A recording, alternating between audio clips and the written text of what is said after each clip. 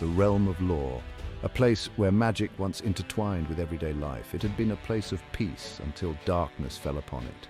Vampires, creatures of the night, spread their curse. They plunged the kingdom into despair. From the heart of this chaos, a hero emerged. Mage Damon, a master of illusion, stood against the encroaching darkness. He wasn't alone in his fight. Brave knights Barnabas and Damien stood by his side. Princess Delphinia, a beacon of hope, joined their ranks. Their journey led them to Evermore. This mystical land held the key to lore's salvation. Ancient crystals, brimming with untold power, became their weapons. Their bond, unbreakable, fueled their determination.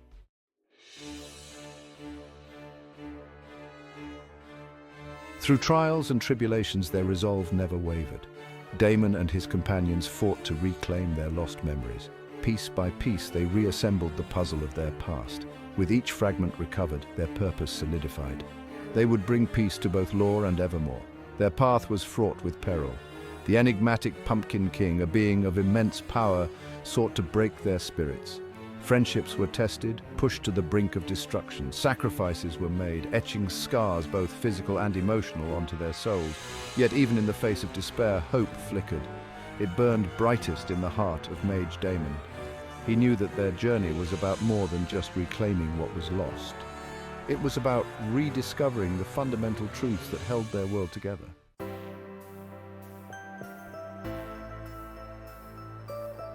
Love, a beacon in the darkest night, guided their steps. Commitment to their cause, an unyielding shield, protected them from the whispers of doubt.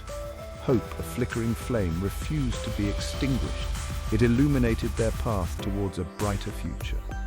Damon and his companions emerged victorious. They had faced the darkness and emerged stronger, their spirits tempered in the fires of adversity. The echoes of their triumph resonated throughout the land. But peace, like all things, is a fleeting thing. The whispers of change are carried on the wind. New threats emerge from the shadows, drawn to the power that now flows through Lore and Evermore. The battle may be over, but the war for their souls has just begun.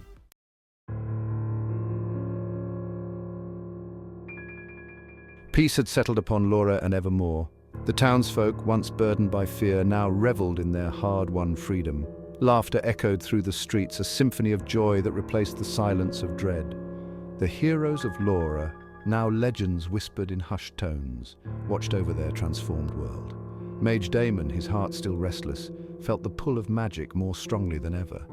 The battles had awakened something deep within him, a thirst for knowledge and power that he couldn't ignore. He pored over ancient texts, seeking to unlock the secrets of the arcane arts. One crystal in particular drew his attention. It pulsed with a strange energy, a faint hum resonating in his mind.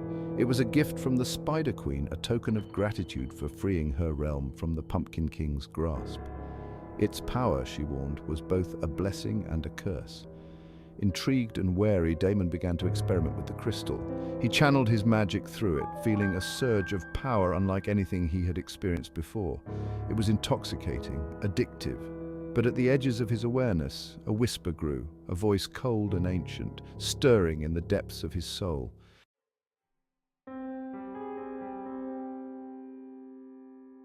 Unbeknownst to Damon, his experiments with the crystal sent ripples through the fabric of reality. In the darkest corners of Evermore, where shadows clung to forgotten ruins, a presence stirred. It was Casimere, the true mastermind behind the vampire plague. His defeat at the hands of Damon and his companions had been a setback, not an end. He had been biding his time, his essence scattered, yet clinging to the mortal realm. But the crystal's call reached him, a beacon drawing him back from the brink of oblivion. Casimere saw an opportunity in Damon's thirst for power. He would use the mage's ambition to his advantage, twisting his heart and turning him into a weapon against the very people he had sworn to protect. Whispers of doubt began to plague the townsfolk. Unease settled over their hearts, a creeping dread that they couldn't explain. The joy of their victory slowly faded, replaced by a growing sense that something was terribly wrong.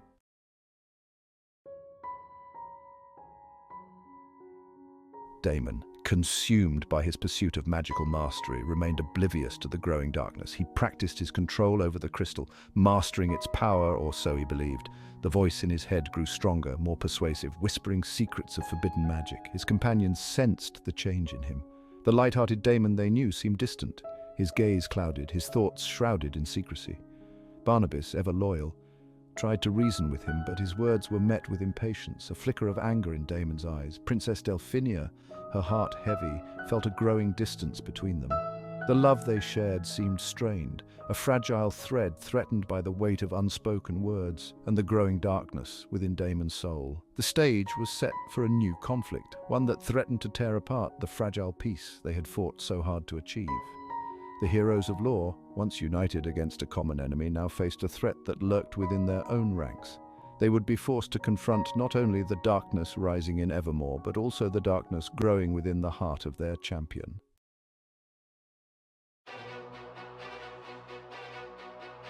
Victory against the Pumpkin King brought a sense of peace to Lore and Evermore. But for Mage Damon, the battle had ignited a new hunger within him.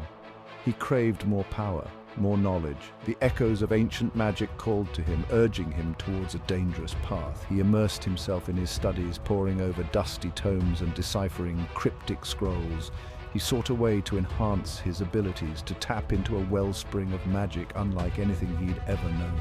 The whispers of the crystal, a constant presence in his mind, guided him. His research led him to the concept of the third eye, a mystical focal point of immense magical potential. The crystal, he realized, could amplify this power, allowing him to draw in the ambient magic of the world around him.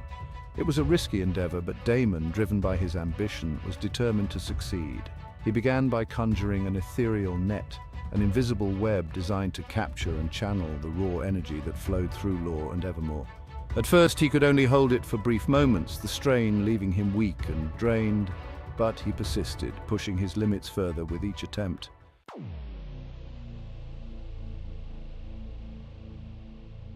As Damon delved deeper into his pursuit of power, a malevolent force stirred in the shadows.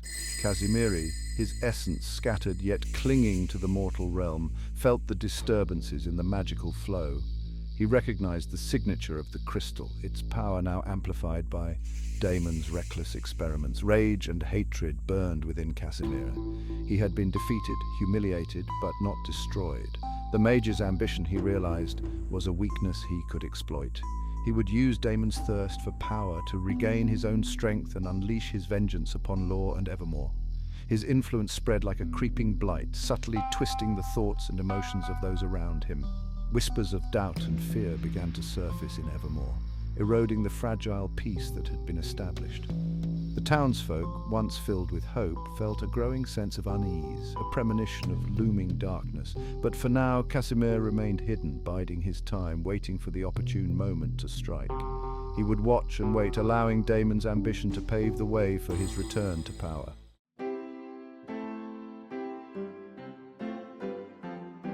Amidst the growing shadows, a glimmer of joy remained. Princess Delphinia and Damon, their love strengthened by the trials they had faced together, announced their intention to wed. The news spread throughout Lore and Evermore, a beacon of hope in uncertain times. The townsfolk, eager for something to celebrate, threw themselves into the preparations. Colorful banners adorned the streets, musicians practiced joyful melodies, and children danced with laughter in their eyes. For a brief time, the shadow of Casimir's return was forgotten. Damon, however, found little joy in the festivities. His pursuit of power had consumed him, leaving him distant and withdrawn. He felt a pang of guilt as he looked upon the happiness of his friends, knowing that his actions might soon bring their world crashing down. He had pushed his limits too far. The strain of containing the immense magical energy he had drawn into himself was taking its toll. He felt his health deteriorating, his body beginning to buckle under the weight of his ambition.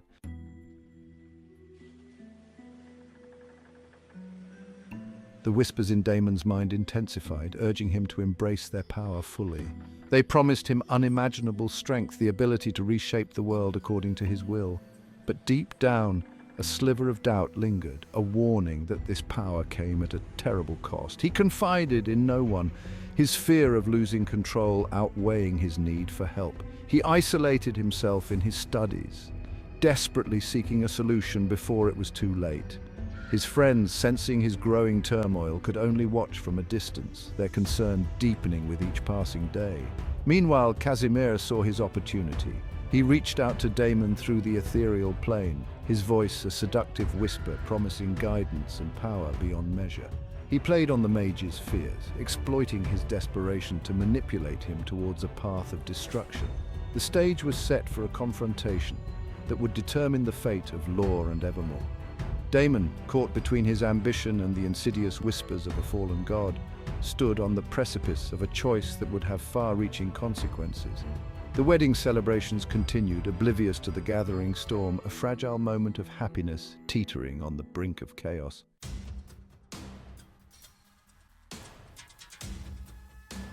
The air crackled with tension. A palpable sense of dread settled over Evermore, a stark contrast to the joyous celebrations just days before. The whispers of Casimir's return had reached the ears of the heroes, casting a long shadow over the impending wedding. Mage Damon, his heart heavy with guilt and fear, struggled to maintain his composure. The whispers in his mind grew louder, more insistent, urging him to unleash the full extent of his power. He knew the risks, the potential for destruction, but the allure of such power was intoxicating. Barnabas, ever the stalwart knight, rallied his fellow warriors, preparing for the inevitable confrontation. He felt the weight of responsibility heavy on his shoulders, the safety of Evermore resting on his ability to lead his men to victory. Princess Delphinia, her heart torn between hope and despair, sought solace in her love for Damon. Their wedding, once a symbol of hope, now felt like a fragile beacon in the encroaching darkness.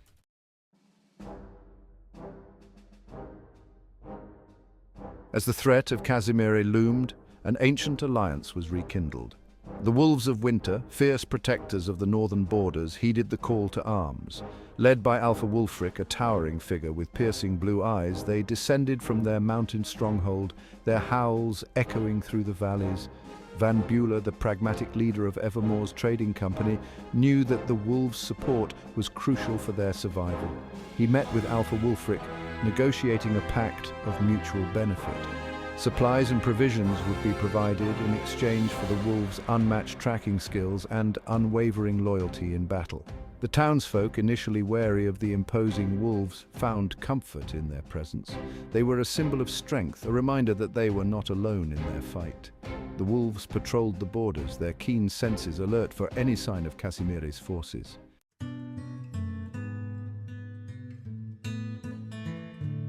Amidst the preparations for war, a brief respite was granted.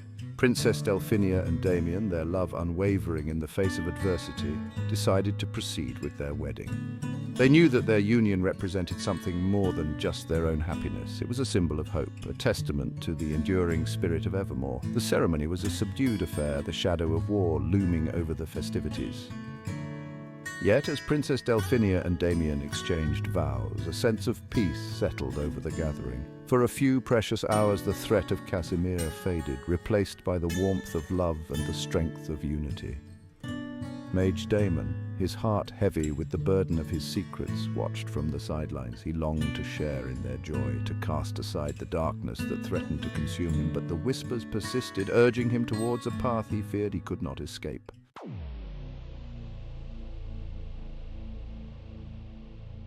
As the wedding celebrations drew to a close, a chilling wind swept through Evermore, extinguishing torches and sending shivers down the spines of even the bravest warriors. The wolves, their senses heightened, growled low in their chests, their eyes scanning the surrounding forest. Casimir had returned. His presence was like a shroud of ice, chilling the air and silencing the laughter. His power, fueled by Damon's reckless experiments, had grown exponentially, warping the very fabric of reality around him. The time for celebration was over. The battle for Evermore had begun.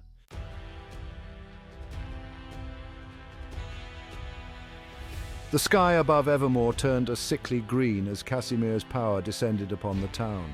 Buildings crumbled, their foundations shaken by unseen forces. Trees withered and died, their life force consumed by the encroaching darkness. The Wolves of Winter, their eyes glowing with primal fury, met the first wave of Casimir's assault. They fought with tooth and claw, their howls echoing through the night, driving back the shadowy creatures that poured from the rifts in reality. Barnabas, his armor gleaming in the unnatural light, rallied the knights of Law and Evermore. Their swords clashed with the blades of monstrous warriors, their shields deflecting blows that would have shattered bone and steel. The townsfolk, their initial terror giving way to grim determination, took up whatever arms they could find. Farmers wielded pitchforks and axes. Blacksmiths swung heavy hammers, and shopkeepers hurled stones and bottles from rooftops.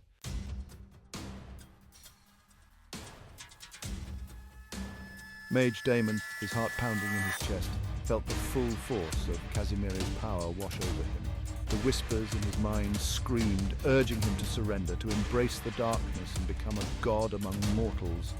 He looked out over the chaos engulfing Evermore, his friends and allies fighting desperately for their lives. He knew he couldn't unleash the full extent of his power without risking the destruction of everything he held dear. But what choice did he have?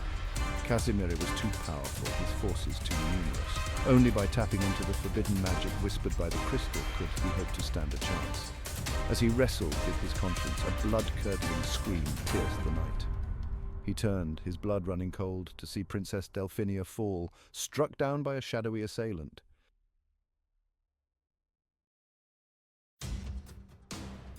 Rage, pure and blinding, surged through Mage Damon. He would avenge Delphinia, even if it meant sacrificing his soul to do so.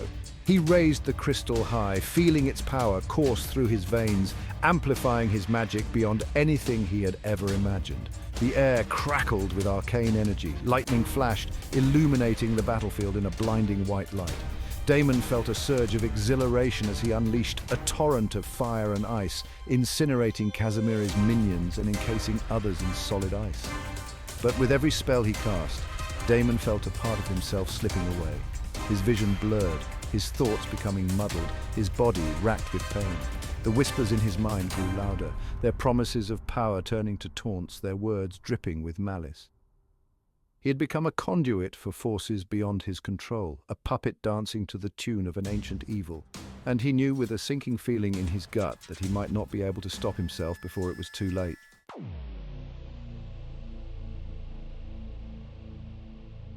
Casimir, observing the carnage from the heart of the maelstrom he had created, let out a triumphant roar. Damon's power, now amplified beyond measure, was tearing Evermore apart, but that was of no consequence to the fallen god. Chaos was his element, destruction his delight. He had foreseen Damon's desperation, had anticipated his every move. The mage, blinded by grief and consumed by power, had become the perfect weapon, unwittingly fulfilling Casimire's plan to shatter the barriers between worlds and unleash true darkness upon the land. As Damon teetered on the brink of oblivion, his friends and allies fought their way towards him. They knew that he was their only hope, but they also recognized the terrible price he was paying for his power. The fate of Evermore and the souls of its heroes hung in the balance, poised between the flickering light of hope and the abyss of eternal darkness. The final confrontation was at hand, a battle not only for their lives, but for the very soul of magic itself.